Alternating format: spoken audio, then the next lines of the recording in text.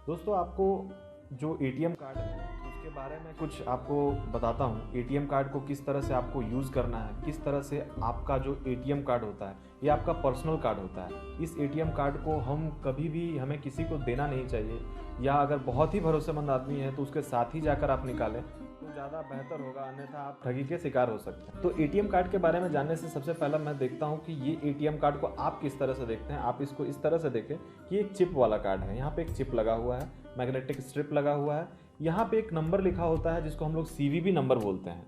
CVV number के साथ आप देख सकते हैं कि इसके पास एक कार्ड नंबर लिखा हुआ है। आप दोस्तों कभी भी इस एटीएम कार्ड के ऊपर, जैसा कि मैं आपको दिखा सकता हूँ, कभी कभी लोग क्या करते हैं कि अपना पिन नंबर लिख के रखते हैं। हाल ही के दिनों में इस तरह की घटनाएं सामने आई हैं कि जब भी किसी का पर्स मारा गया और जो भी चोर है या फिर जो अपराधी है उनको जब भी एटीएम कार्ड मिला उसके ऊपर पिन नंबर लिखा हुआ था, वो जाके एटीएम से आराम से आपको, एक बार तो आपका पर्स चोरी हो ही चुका है, आपके एटीएम से ही वो पैसा उड़ा लेते हैं। आप कभी भी एटीएम के ऊपर अपना पिन नंबर नहीं लिखिए। हमेशा कभी भी एटीएम कार्ड को जब तक इसका इस्तेमाल पूरा नहीं हो जाता तब तक आप बिल्कुल सतर्कता से बिना ध्यान भंग किए हुए अपना कार्य करिए। आप किसी पॉस मशीन पे या फिर कभी भी कहीं पे एटीएम स्वाइप करने के लिए देते हैं तो आप हमेशा इस बात का ध्यान रखें कि आपका ध्यान भटकना नहीं चाहिए। साइबर अपराधी आपका ध्यान भटकाकर आपको लूटने के, आपको ठग सकते हैं, आप ठगी के शिकार हो सकते हैं। इसी क्रम में मैं आपको दिखाता हूँ कि पीछे एक सीवीवी नंबर होता है।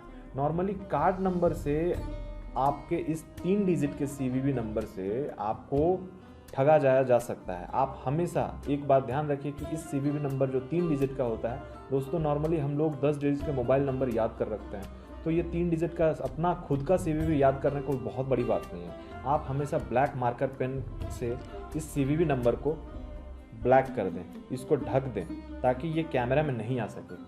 आपको इसी सीवीवी नंबर और इसी कार्ड नंबर से बिना आपके पिन को ओटीपी बताए हुए आपको ठगी का शिकार का सामना करना पड़ सकता है। ऐसे बहुत सारे लोग हैं जो आपके सिर्फ कार्ड नंबर और सीवीवी नंबर से खरीदारी कर सकते हैं। आप ठगी के शिकार हो जाते हैं। कभी भी आप अपना कार्ड देते हैं, आपका कार्ड बार बार उलटता पुलटता है, आप उसे उसी समय रोकें, आप चेक करें कहीं आसपास कैमरा तो नहीं लगा हुआ है। आप कभी भी इस कार्ड का इस्तेमाल करें तो हमेशा सतर्कतापूर्वक ये ध्यान रखें कि आपका जो कार्ड इस्तेमाल कर रहा है, जो भी व्यक्ति आपके सामने है, वो व्यक्ति आपका कार्ड को कहाँ कहाँ इस्तेमाल कर रहा है। क्या वो स्वाइप करने के बाद इस तरह के किसी मशीन का इस्तेमाल कर रहा है, या स्वाइप करने के बाद वो किसी भी प्रकार के किसी भी यंत्र या उपकरण में उसको टच करता है, तो आप तुरंत सतर्कता पूर्वक अपने कार्ड को उससे ले लीजिए और तुरंत 100 डायल करके पुलिस को सूचित करें। बैंक पदाधिकारी से बात करके अपने कार्ड को ब्लॉक करवा सकते हैं। आप बैंक पदाधिकारी से मिलकर, अगर आपको नहीं पता तो आप जाकर उनसे सीखें कि किस तरह से पिन को बदला जा सकता है। आप लगातार अपने कार्ड का पिन बदलते रहें ताकि आप ठगी के शिकार होने से बच सकें। इस कार्ड का एक पहलू और बताता हूँ कि यहाँ पे उसका वैलिड नंबर लिखा हुआ है कि कब से कब तक ये कार्ड वैलिड है, और यहाँ पे वैलिड थ्रू, फ्रॉम और थ्रू, इस कार्ड को कब से कब तक यूज़ किया जा सकता है, इस कार्ड का डिटेल पूरे इस कार्ड में होता है। ये स्ट्रिप पे, इनका मैग्नेटिक जो स्ट्रिप होता है, इस पर सारा डिटेल है कार्ड के बारे में। जो प्लैटिनम कार्ड्स होते हैं, जो इस तरह के कार्ड होते हैं, इनका ट्रांजैक्शन अमाउंट या लिमिट जो है वो बहुत ही ज़्यादा होता है। तो जब भी इस तरह के कार्ड अगर आपके थ्रू या माने किसी गलती से, आपके किसी गलती से या साइबर अपराधियों द्वारा इसको ले लिया जाता है, तो उसमें आपको बहुत ही बड़ा रकम का मुआवजा भरना पड़ता है। आप ठगी के शिकार हो जाते हैं और आप परेशान रहते हैं। तो अपने परेशानियों को कम करने के लिए आप इसके सीवीवी नंबर को ढक दें। इसके लिए जो भी डिटेल्स आपको, कभी भी कोई कार्ड का पिछला डिजिट भेजता है, आप उस डिजिट को कभी भी किसी को ना बताएं। आप किसी को ओटीपी शेयर ना करें। अगर आप ओटीपी शेयर करते हैं तो आप तुरंत ठगी के शिकार हो सकते हैं। बैंक के पदाधिकारी आपसे कभी भी ओटीपी या कोई भी गुप्त कोड जो आपके मोबाइल में किसी मैसेज के थ्रू मिला है उसके बारे में नहीं पूछते हैं। मैं हर बार इसी चीज़ को बोलता हूँ, आपको कभी भी किसी भी तरीके से अगर कोई ठगने की कोशिश कर रहा हो, या आपको वो बैंक का मैनेजर बता रहा हो, या कोई भी व्यक्ति आपको फ़ोन करके आपके किसी भी डिटेल्स को जानना चाह रहा हो, कार्ड से रिलेटेड डिटेल्स को जानना चाह रहा हो, मोबाइल से रिलेटेड डिटेल्स को जानना चाह रहा हो, आधार कार्ड के बारे में पूछ रहा हो, या बैंक के पासबुक के बारे में अपडेट करने के बहाने से आपसे कुछ पूछना चाह रहा हो, आप कतई उसे ना बताएं। आप उसे किसी भी तरह का अपना कोई भी चीज़ शेयर ना करें।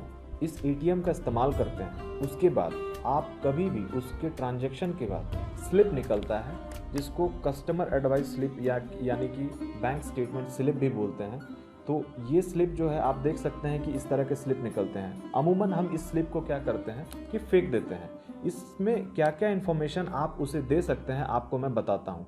आप देखिए कि आपको यहाँ दिख रहा होगा आपके कार्ड का नंबर, आपका वो फ़ोन नंबर जानकर आपके इस कार्ड के नंबर को वो जान लेता है और यही कार्ड का नंबर कि आपका पहले का डिजिट 459115 है, लास्ट का डिजिट 90969 है, ये इस तरह से आपको बोलता है। वो जो बोलता है वो यहीं से वो लेता है। तो कभी भी आप कार्ड इस्तेमाल करने के बाद, एटीएम में जाने के बाद अगर इस तरह का जो आपको स्टेटमेंट स्लिप मिलता है उसे कभी भी फेंके ना, आप अपने पास रखें, ताकि आप बैंक को कभी भी आप ठगी के शिकार भी होते हैं तो बैंक आपको इसी बेसिस पे क्लेम भी दे सकता है।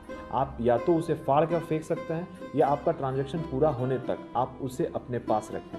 इसमें आपका कार्ड नंबर, इसमें आपका स्टेटमेंट, अकाउंट में जितना बैलेंस है उस बैलेंस को वो शो करता है। वो उससे अपराधी जो साइबर अपराधी होते हैं उन्हें पता चल जाता है कि आपके अकाउंट में कितने बैलेंस है, आपने कहाँ ट्रांजैक्शन किया, डेट और टाइम के साथ यहाँ ट्रांजैक्शन डिटेल भी आपको दिखता है।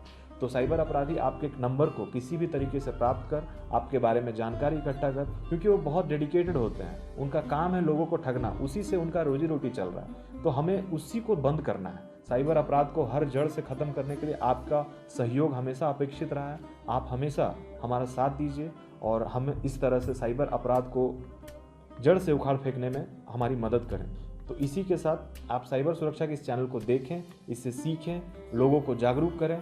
आप लोगों को जागरूक करेंगे, कल को हो सकता है आपका पैसा भी उसी तरीके से बच जाए, कोई आके आपको उसी के बारे में बताए। तो हमारे चैनल साइबर सुरक्षा से जुड़ें और इस पे हमेशा आप अपने कमेंट्स को डाल सकते हैं ताकि हम इसका जवाब आपको दें।